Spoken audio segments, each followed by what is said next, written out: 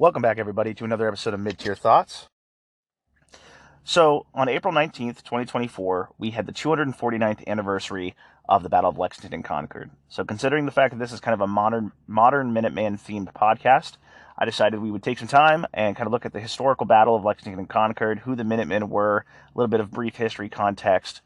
Preface this with that I am a history enthusiast and a history buff. I am by no means an expert, so I may get some things wrong or not quite 100% here.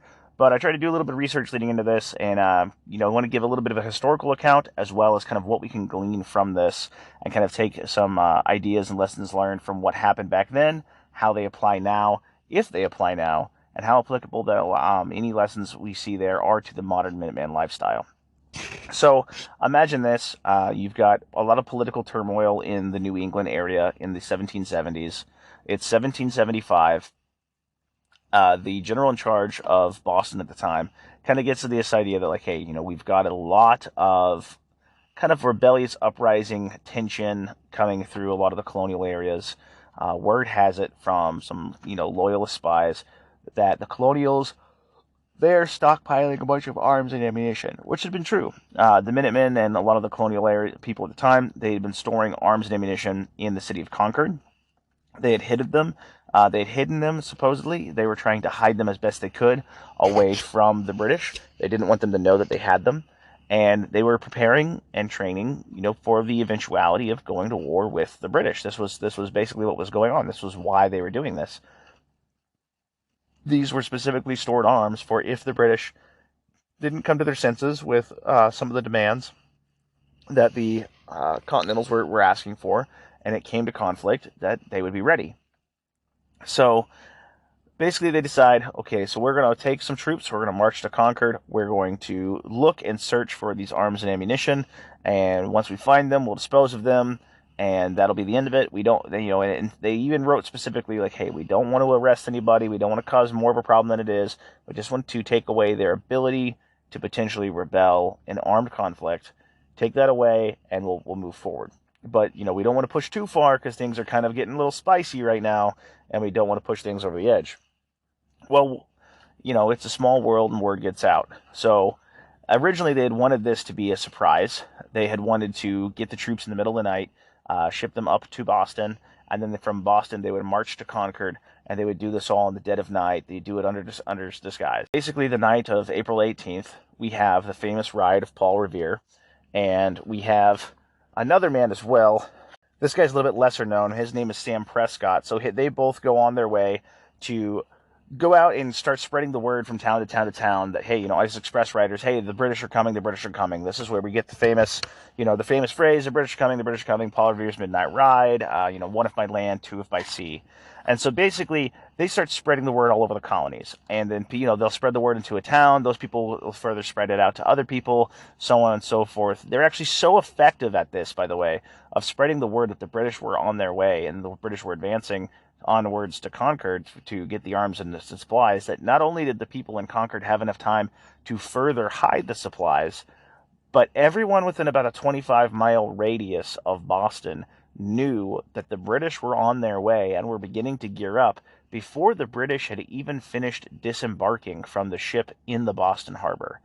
So basically, the British get it together. They send about a force of 700 men, and they're sending them to Concord. Along the way, they themselves in the distance start hearing the alarm bells and things going off, and they kind of realize, hey, we've lost the element of surprise. Hopefully, though, we've got a lot of people with us. We have 700 British regulars, the most elite fighting force in the world. They wouldn't dare do anything about this. They will comply. So long story short, they march in towards the Lexington Green. Now, in the city of Lexington, or city's a strong word, in the village of Lexington, you had a small number of people who were Minutemen.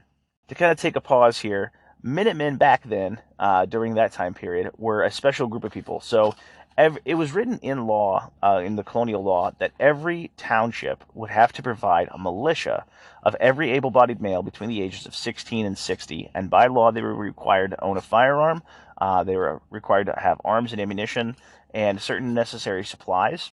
Now, the Minutemen were a special group of those militia who would train weekly, and they were prepared to be ready at a moment's notice, at a minute's notice to be exact, and have a little bit further extensive list of supplies to bring with them to be able to sustain themselves a little bit longer. And they were kind of the QRF of their day. Their job was to go out, get ready to minute's notice, and advance towards the threat while the rest of the militia could gather up, form up into units, and march on to wherever the issue may be. But the Minutemen would get there first, and they would kind of be a hold-off skirmisher force. With that, the Minutemen had a certain list of supplies that they were generally required to have. And so some of these things would include that they obviously had to have their rifle.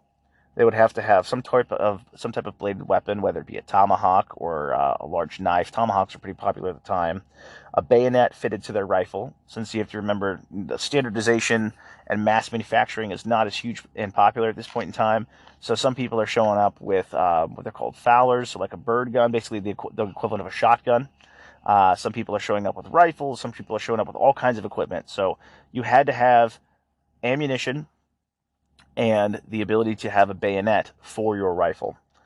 Enough shot and powder to be able to fire 40 rounds, 15 additional rounds of basically the ball ammunition, and 100 rounds of buck.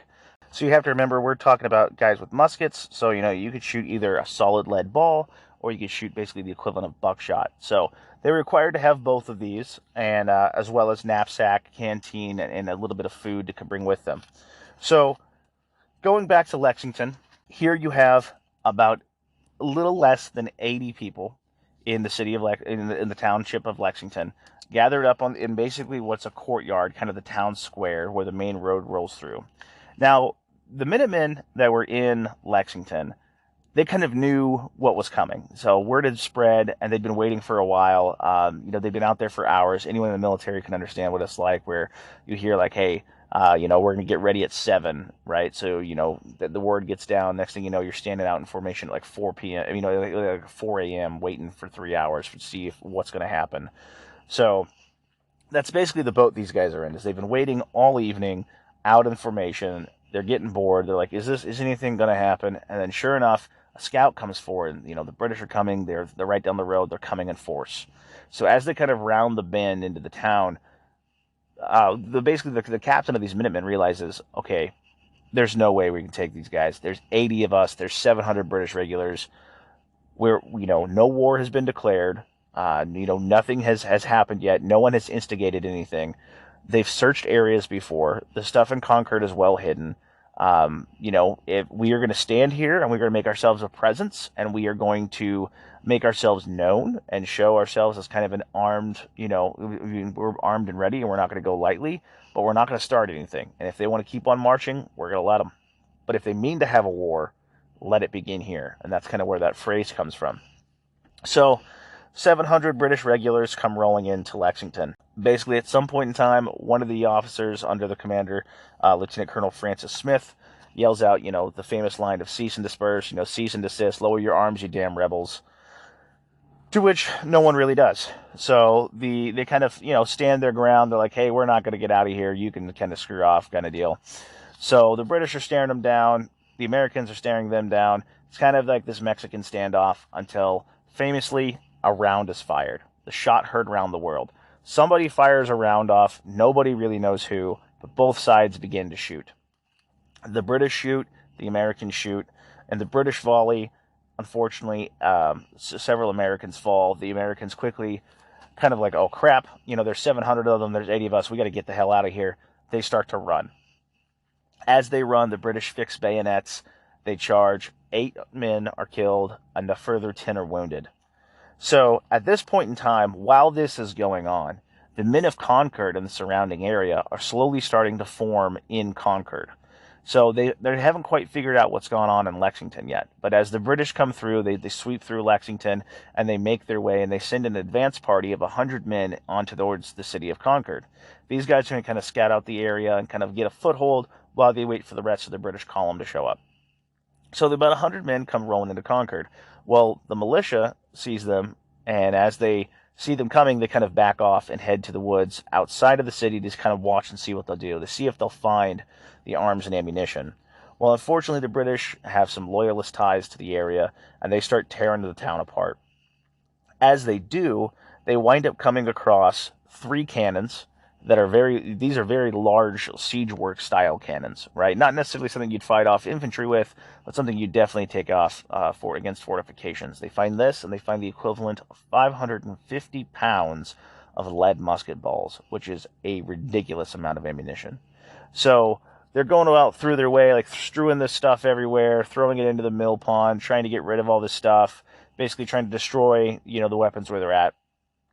And they start trying to head out of the town. Well, while they do this, they actually set fire to one of the houses in the area. Well, the Minutemen see this, and from a distance they can see the town's starting to burn. They get concerned, so they come out of the woodwork now. Now they realize that there's about 400 Minutemen to about the 100 British troops that are here. So this is where we have the famous Battle of the Concord North Bridge. You see a lot of paintings from this one. So basically, the Minutemen hold off the British at a choke point of a bridge. They outnumber them, they outman them, they start mopping the floor with the Brits. The Brits freak out, they run, they get back to their column of 700 troops. This column then begins its march back to Boston. Now, on this march back to Boston, they've already sent scouts back to a further British force that was a relief force of 1,000 men that is coming up to join them, because they'd had these issues with the men in Lexington and they were afraid they would run into more resistance. So right now you've got about 1,700 British troops in column marching from Concord all the way back to Boston, which is about 20-ish miles. Now, along this way, the Minutemen that were originally 400 strong and conquered are gathering more and more men by the minute as more and more Minutemen units from each city and town begin to form and do their job as QRF and join up where the fighting is. And these are men who are frontiersmen. These are guys who have grown up living not in the cities but out on the frontier in the towns, fighting off Indians, fighting off all kinds of trouble. They fight dirty. They don't line up shoulder to shoulder. They don't fight in the conventional military tactic. They're shooting from the woods. They're shooting from the hills. They're basically like Mel Gibson in that scene from The Patriot, where he goes to save his son and he's, popping from behind the tree, fires around, runs through another tree, fires another round. All in all, by the time that the British are almost back to Boston, they are now outnumbered by almost 4,000 militiamen who have gathered and have been harassing the British the entire way, all the way back towards Boston. So the British are now outnumbered almost 3-1, with casualties on the American side only being about 90 killed, captured, or wounded, with British casualties being upwards of 300 killed, wounded, or missing. So this 20-mile trek, they're just bleeding them dry the whole way. And as they finally get back to Boston, the British basically barricade themselves in the city. They hope that they're secure with this. They realize they're starting to be outnumbered. And by the following morning, almost 15,000 militiamen have come together, barricading the British inside the city of Boston, which their only salvation was the fact that the British Navy the British Navy was there, and that the Americans didn't really have a way at this point in time to bombard Boston or to force the British out. So they kind of just held a siege work around the city for a little while. But what I think is the most fascinating thing about this is that the British expected this to be a very quick and easy, roll in. We have massive numbers of force. No one would dare defy us. We'll go in. We'll take their arms and ammunition. We'll leave.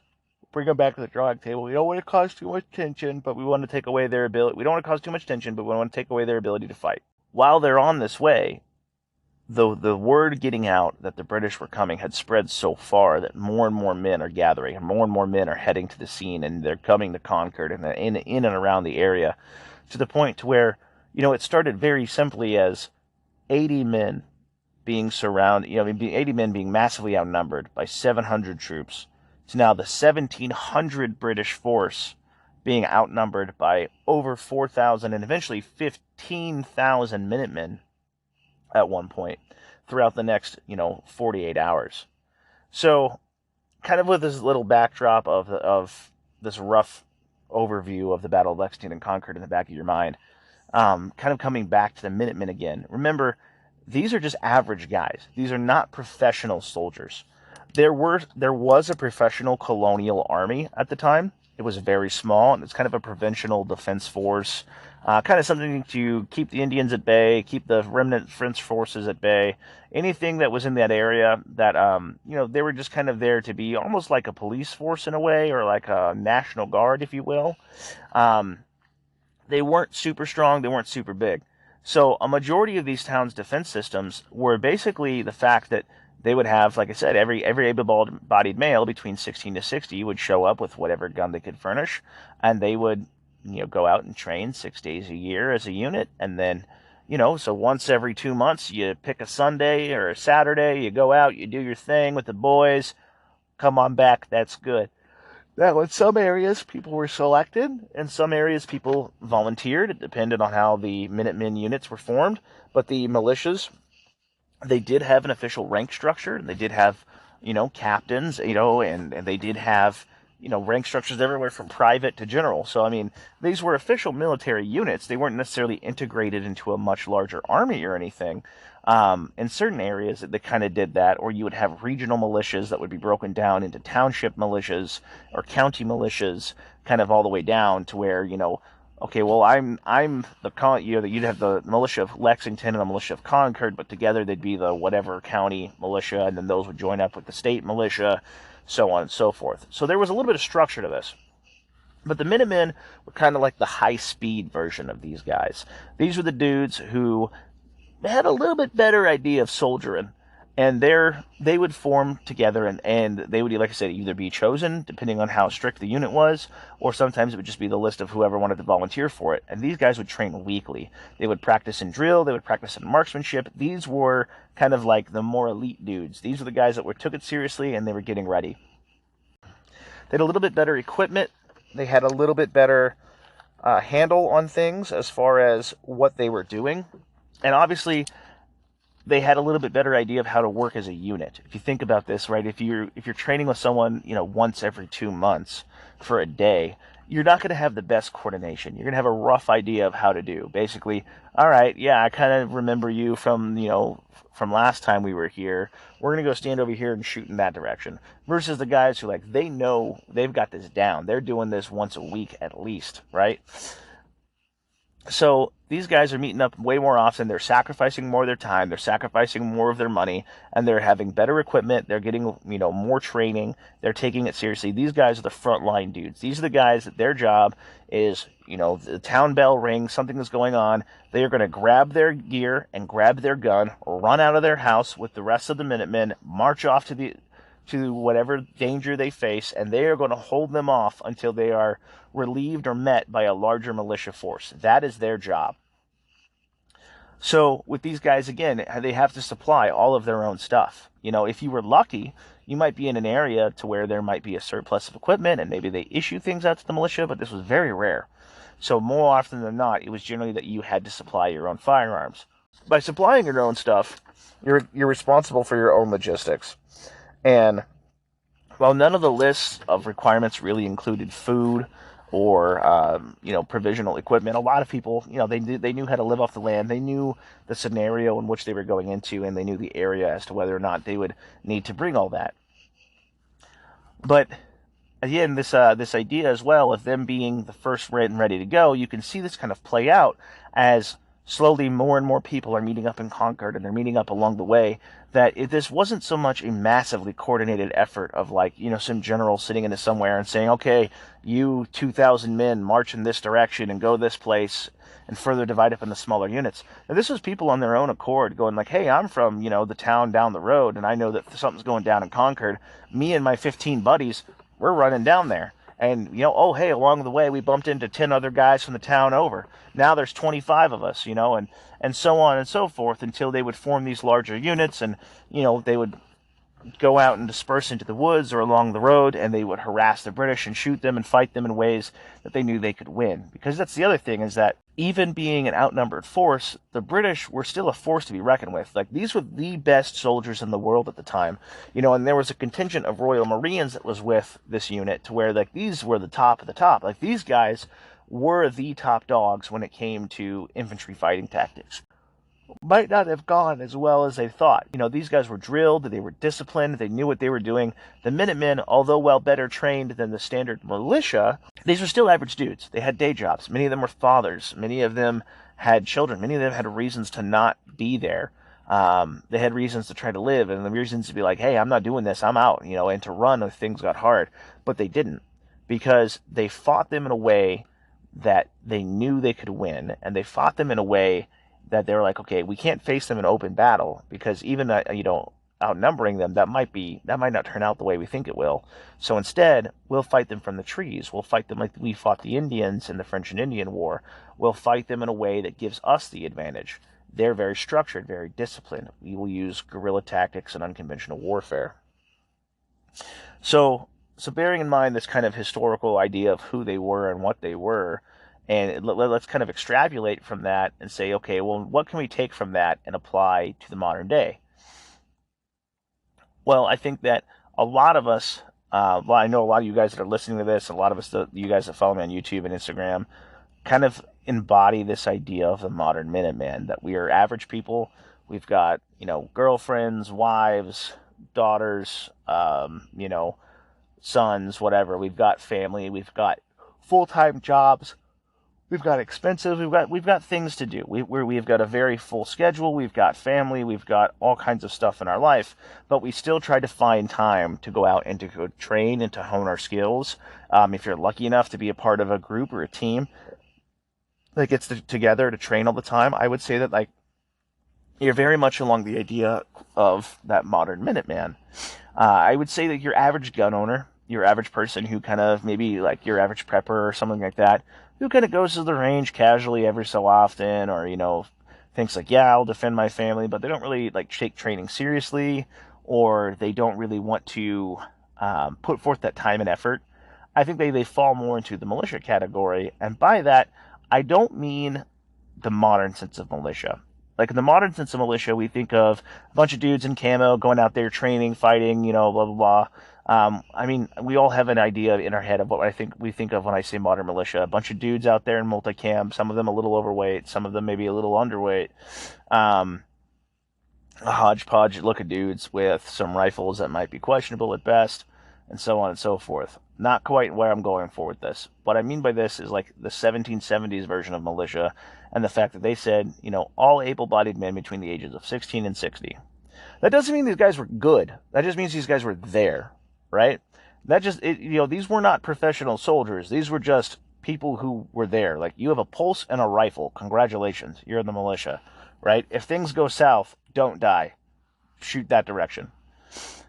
That's more where I say with that, as I would say your average gun owner, your average person who doesn't train or take a lot of that seriously, they fall into that category. Where I would say a lot of people nowadays who are getting into training, they're taking it seriously, they're working in teams, they're working in tactics, they're working into scenarios where they're like, all right, if something happens, what are we going to do about it? They're drilling themselves, they're drilling with others.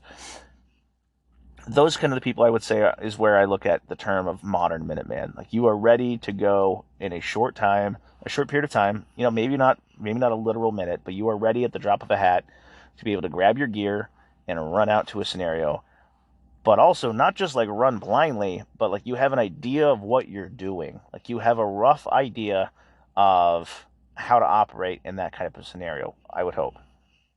So some of the things I think we could take from there is if we look at their gear lists, right? A lot of their stuff is faced more around a fighting load than it is around sustainment. Now, these guys are more of a community defense force or a community QRF. You notice the men from Lexington, for example, they weren't going out to meet the British on the road. They were meeting up on the fighting ground of their own territory. The men of Concord, right? They were defending Concord. They weren't necessarily fighting the enemy on the road until they realized they had the enemy on the run. So these guys are more community defense based. They're more a defensive unit based around the idea of let's get to the threat and hold it where it's at. Let's meet the enemy at the gates. That's kind of their idea. That's kind of who these guys are.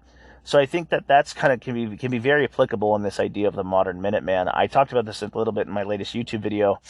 That again, most of us listening here, we have families and we have lives going on in the background, and that in any type of SHTF scenario, the reality of the matter is there will be very few of us who will have the luxury or the privilege or whatever you want to call it of being able to walk away from everything and go do goon boy stuff in the woods and be an offensive unit to attack an enemy force and do, cool guy stuff with nods, fighting out and taking the fight to the enemy. For whatever your SHTF scenario is, you're going to have your wife and kids or whoever you're responsible to at home. And someone's going to need to protect them, right? Someone's going to need to keep them safe. And I think realistically speaking, as much bravado as a lot of us put into this, most of us are going to be making sure that our family are safe. That you and yours are taken care of. And the best way to do that is to be there. It's kind of hard to defend the homestead when you're, off fighting the bad guys out in the woods. Now, there's a time and place for that for sure. And, just like in the movie The Patriot, wars, they say the wars are not only fought by fatherless men. And I totally understand that ideology. But again, just like in The Patriot, Mel Gibson's character, right? He's not super, set on like taking the fight to the enemy. He wants to stay home and protect him and his. Now, unfortunately in the movie, it doesn't quite turn out to work too well for him. But that's where him and a lot of people kind of have their mindset at, is that I have to protect my me and mine. We can't necessarily form this, couple hundred strong army and go marching off out in the woods and leave the hometown vulnerable. So I think a lot of people need to be geared more towards community defense to be more realistic. Now with that, I think that there's a couple benefits from that, and I think one is that if you're working around a local area, instead of having no logistics and only whatever you can carry on your back, you have a little bit of a logistical train. So if you are kind of based around like defending a certain community, that area, what resources you have, and you're not incredibly far away from them, so you can kind of plan out a little bit of a logistics plan. And I think that's a good place for a lot of people to start, because a lot of people, I think, don't necessarily look at the terms of logistics whenever they're planning for this stuff. For example, if you are planning with you and your boys to, go be goon time, nighttime raiders and go, take the fight to the enemy and go do all these raids or, direct action stuff against the bad guys, I think one of the things you need to understand is a couple ways of looking at logistics. And one of those is looking at, for example, the logistics of your people. So how many people do you have, right? Let's say you have 10 guys in your group, right? Which I think for most of us, that'd be a pretty decent sized group. Say you have 10 guys. If you go out to do direct action stuff against an enemy force, maybe you have intel, whatever. You come prepared, you've got all the bells and whistles, you're set, you're ready to go. If you lose 2 dudes, you're now at 80% strength. You've lost 20% of your fighting. You've lost 20% of your fighting capability. You lose 3 dudes, it's even worse. You lose half. You lose 5 guys, you're down to 50%.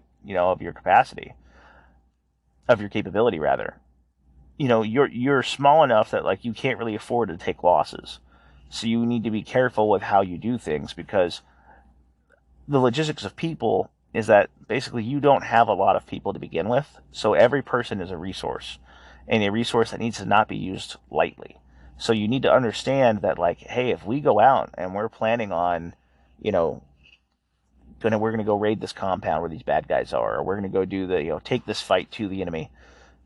You have to understand, like, the risk versus reward with that, and understand, like, your combat capability can be greatly reduced in one firefight that goes south. All it takes is one firefight to go south, one dude opens up with a belt fed, and 3 dudes drop, and you're at 70% capability of what you were doing before. And realistically, you're less than that, because someone's got to carry those guys out, if they're not dead yet. And if you figure there's 3 dudes, even if you put only 1 guy apiece, that's 3 more dudes that are out of the fight now. So now you've got 6 guys out of 10 that are occupied. You only got 4 that can actually keep up the fight. You just ran into a serious problem. Granted, you might still face that potential issue on the community defense front, but the idea is that, in theory, you'll have a community, hopefully larger than 10 people, and you have larger numbers there to where you can rely on more people, as well as resupplies. So again, if you're going out and you're going to do some long-range patrol or some long-range, you're going to go walk out for 3 days, take the fight to these bad guys over there, come back. Your logistics train in an SHTF scenario is you. You are your own pack mule. You can only bring whatever you can carry. I've said that before a lot of times on this podcast. You can only really bring with you whatever's going to fit in your bag. If you're more geared towards a community defense kind of line, the idea with that is that, like, you know the land and you know the area, and you're in the area, so you could have potential caches set up. You could have resupply points pre-established. Maybe you and your buddies' houses are not that far apart, and you've got a centralized locating meeting place. And if you really need to fall back one way or the other, you can fall back to a location where you have weapons, ammo, supplies, things like this that you can get and head back out to the fight. Again, my idea here in a perfect world of this kind of community defense is that you and your guys meeting up with other people who are like-minded in your area and kind of creating a unifying force of like, hey, we're going to keep this town secure. Now, granted, too, with that, I'm also saying that from the idea and from the vantage point of someone who lives in a town of less than 10,000 people, in a relatively small town, where I know that there are like-minded individuals and there are like-minded groups in my town that I may not necessarily have like a direct interaction with on a daily basis, but I know of, not to mention the groups of people that I hang out with. So, the ideas of having that kind of become a reality might be a little more realistic in an area where I'm at versus maybe a major city on the East Coast, or some larger cities even on the West Coast or the interior, where you've got hundreds of thousands or millions of people in an area, and you and your buddies live 25, 30 minutes apart. You live still in the same city, but you're just miles and miles apart from each other, and the realistic nature of you guys meeting up in an SHTF scenario anytime relatively soon, might not be entirely feasible. So I understand, take that with a grain of salt, but again, kind of the idea being that you're rallying people who have the like-minded idea of keeping their place safe together, to where they are forming that sort of town militia. They are the versions of those people who, they're not necessarily great, but they're there and they're armed. Whereas you and your buddies can kind of form that interior Minuteman force of, you guys can be that QRF or that more elite force that can kind of help guide everybody else in the event of a scenario happening. So, we've kind of looked at the logistics of like the ideas of people, and that, once you start having people drop off, things start turning south really fast. So we've also looked at the idea of kind of of resupplies and how those would kind of work. And realistically, I think it would be easier to resupply from a defensive standpoint than from an offensive standpoint as well. The other side that you have too is historically, when you look at the idea of community defense, realistically, it's a lot easier, it seems, from a historical standpoint, to defend something than to attack something. There's an old adage that I'm not entirely sure the validity to, but I've always heard that if you're the attacking force, attacking a well dug in defensive position, or defensive, group like an army or something like that, that really you want to have about 3-to-1. You want to have about 3-to-1 as far as offensive forces to defensive forces, to overwhelm any defenders and overwhelm any kind of capability that the defense force might have in that area. So, with that being said, it's clearly easier to be the defensive force than it is to be the offensive. Also, you, in theory, know the area better. You know where the weak points are. You know where the strong points are. You know where, and you should be doing this from a situational standpoint, of like situational awareness standpoint, of like, hey, if something were to go down, where would I want to be, or where would I go, or maybe you guys aren't crazy like I am, where I could, potentially run war games through my head, where I'm like, man, if some SHTF scenario would have happened in my town ready to attack, like, where would we want to hold off at? Like, if they're coming from the east, where would I want to put my guys? If they were coming from the west, where would I want to put my guys?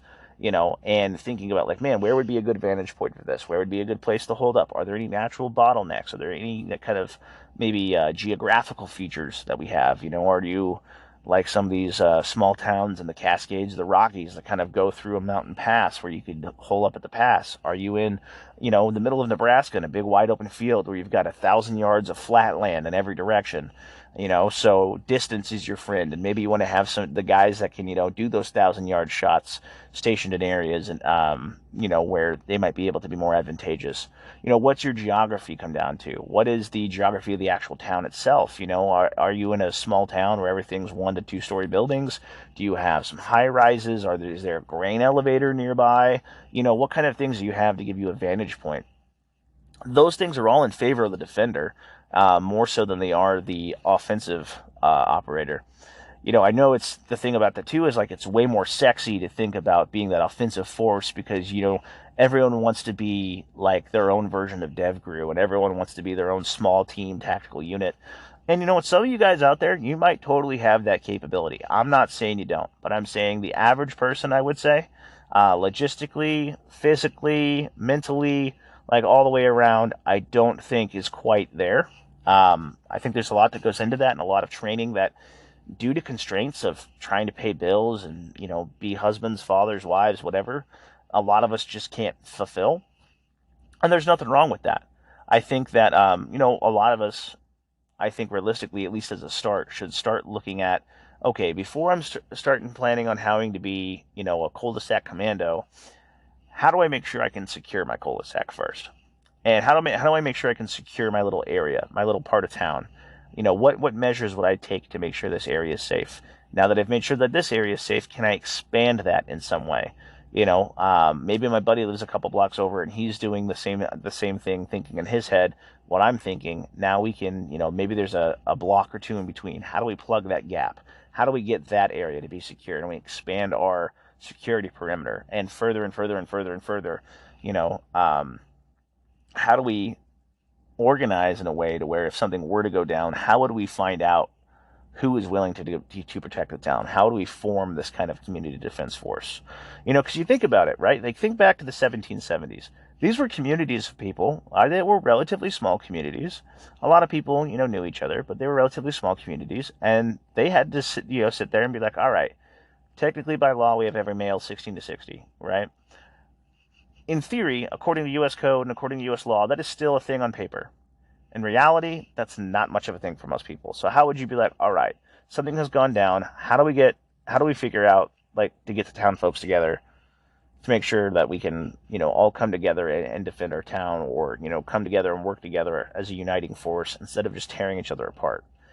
Because I'm going to tell you right now, if you don't think about these kinds of things and you don't kind of figure out, like, man, is there anything I could do or anything I could help out with, or who could do that, and you're not trying to think about those things, if something comes down, the last thing you want is a town of people who know who you are and know where you live to want to become desperate and full of, like, I need to take care of me and mine.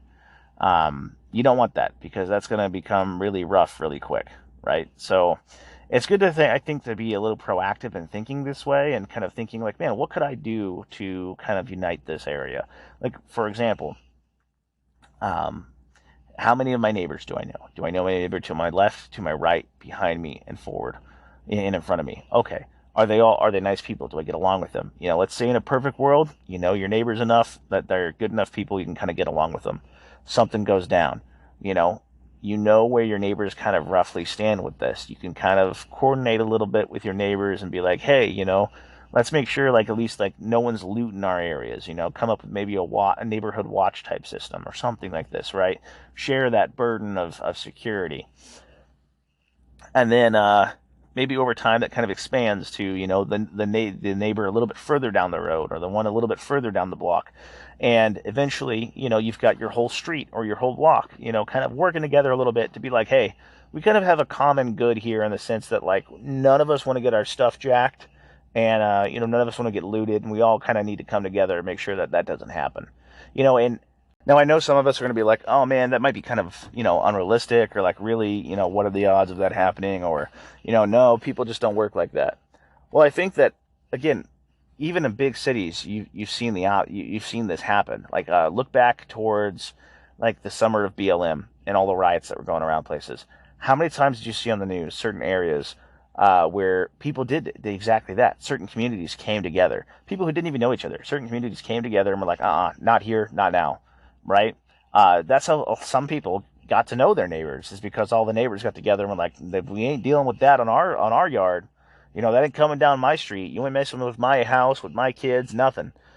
So there's precedent for this idea that, like, people coming together. Again, I'm in the North Idaho area. You can Google Coeur d'Alene during the BLM stuff. The Antifa groups had said they were going to come protest in Coeur d'Alene, Idaho, and the week before they had done that, they had protested in Spokane, and the protest had turned into a little bit of a riot.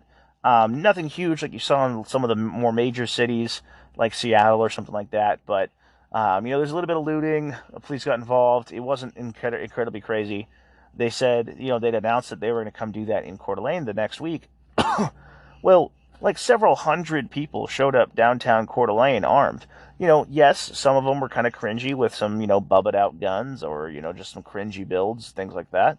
Some of the guys looked more squared away. Some people, a little more hillbilly as far as weapon of choice and everything showing up and everything. But long story short, a bunch of people came together and were like, hey, this is not going to happen and not in my town.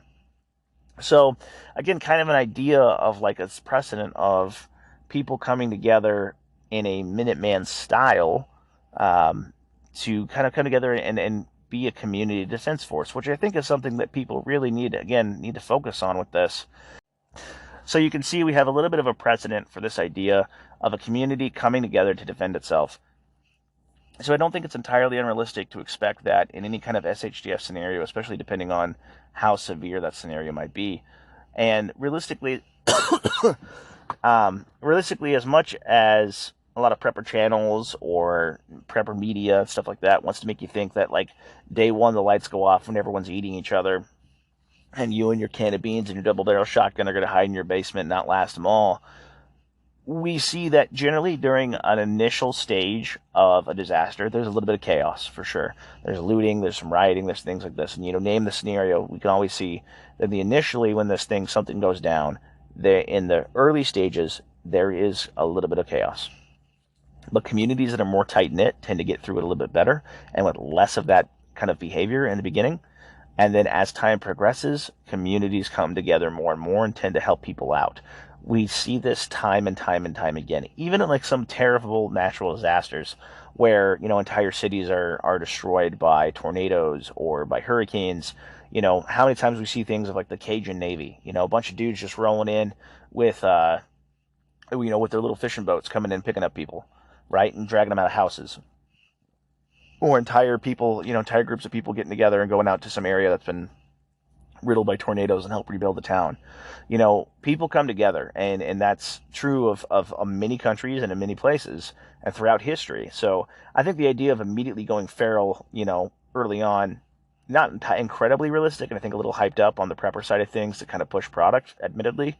I think it is one of those things that, you are going to more likely, I think, to see people kind of come together to a certain extent, depending upon the area where they're at and depending on prior relationships, which again is why I've always said one of your biggest preps you can do, one of the biggest things you can do ahead of time is to get to know your neighbors and build relationships. Because even if it's just like you kind of know the neighbor's name, you say hi every now and then, you're kind of, I wouldn't necessarily say friends, but you're at least friendly with your neighbors. That goes a long way. If I don't even know your name, or care about who you are, or I've just seen you in passing, my care for your well-being is ridiculously low compared to I at least know your name, right? I've humanized you a little bit more now. I know, you've got a couple kids, or maybe our kids play in the backyard every now and then, or like we say, we have casual conversation with that. It's a lot harder for me to justify trying to do something bad to you to better myself in that regard than it is to do that with somebody that I don't really know at all. So there's different ways of thinking about that, as far as like build those prior relationships as a defensive tool for yourself, to psychologically kind of make people have a better opinion of you and want to listen to you, follow you, and look out for your well-being ahead of time before, something bad happens and you have to be like, oh crap, I kind of hope my neighbor doesn't come busting in my door for my can of beans. So these are just some kind of things to think about and really focus on. If you're going to be this modern Minuteman, like what does that mean? What does that kind of embody? And, you can look at the historical example and see, where do I kind of fit in with this idea of the Minuteman and where I am today? How does that apply to my life? Are there any lessons I can learn? What kind of lessons can I glean from history with this? But also, how could I kind of work to better myself and my community? And by community, I don't mean necessarily your buddies on Instagram, which, I have some really awesome buddies I met on Instagram scattered across the country. Shout out to you guys. You know who you are. Some really awesome dudes. But, if things were to go down tomorrow, they're not where I am, right? They're not in my town. So how do I make my community with my actual community in which I live in? How do I become a part of it, an active part of it? How do I go out of my way to make sure I'm friends with my neighbors? And you don't have to go around and be like, hey, neighbor, what's your end of the world plan? But 4th of July, so, sit your barbecue out there, roast some hot dogs, see if the neighbors want anything, say hi.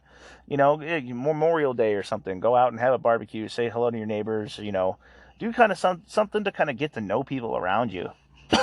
Even if it's something to where, I know this kind of sounds like a foreign concept to a lot of people these days. Like, go knock on your neighbor's door and just be like, hey, my name's Austin. I've lived across from you for like 6 months. I've never introduced myself. I'm sorry if this seems kind of weird. I just wanted to say hi and, I just kind of introduce myself and I'm just trying to get to know my neighbors a little bit better. You'd be surprised how many people would actually have a conversation with you, and you might actually learn something about each other or learn to, like each other versus just being that weird face that you cross, back and forth in the dark. So, it's things like that you need to think ahead about and try to really put some effort into, in my opinion. I think that's one of these big things about the way we look at this historical example of the Minutemen is these were all people who knew each other. These were all people whose families were interconnected. These were all people whose livelihoods depended upon each other. They lived in small communities that relied on each other to take care of themselves in every way, including defense. Whether that was medical needs, physical needs, financial needs, societal needs, religious needs, whatever. These were all people they were all devoted enough to each other to commit to defending themselves, to commit to defending each other. Think about that in an instance of in their time period. You have to actually really care about somebody to know that, like, hey, in the middle of the night, you might get word that their house is being raided by Indians or raided by the British, depending on what time period we're looking at, or we're raided by whatever, and you are going to leave your family alone, potentially putting them in danger. You're going to go out, you're going to grab your kit, you're going to go out there, and you're going to go defend somebody. Think about the context of the time where the Minutemen were living, right? Think about how much you're asking somebody when you say, hey, to be a Minuteman, you are telling someone, hey, I want you to put the needs of the community above yourself, and that at a moment's notice, I want you to be ready to leave behind everything you've got, go out and defend people that live here, right? That may not be able to defend themselves. That is your job.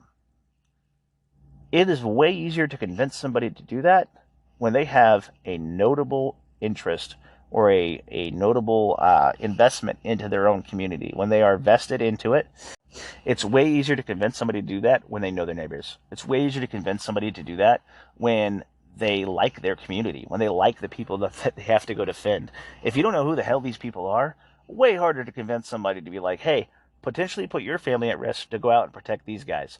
If you don't know who the hell they are, why the hell would you do that, right? Like, it's really hard to convince people to do that. But if these are people that, you're friends with, these are your basically like your family, or at least on a friendship level, that, like, you look out for each other, you take care of each other, you support each other. That's the kind of communities these Minutemen were in. And I think that that's the kind of communities that we need to bring back. And realistically, like, long-term talking, if we want to bring back an America that I think we can all be proud of, I think that's really where we got to start, is trying to bring that kind of community back, no matter the size of the city that you live in. If you live in an apartment building, sweet, get to know your neighbors in the apartments around you.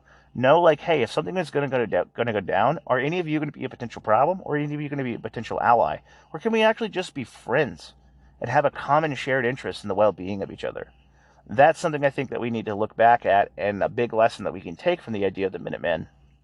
So, in summary, I would say that looking back at the historical account, we can look at and say these guys were people who, they trained regularly, they were well armed, they knew their way around how to properly maintain and their gear and their equipment, and to train with it, and to train with the people that they were with, so they knew how to operate together.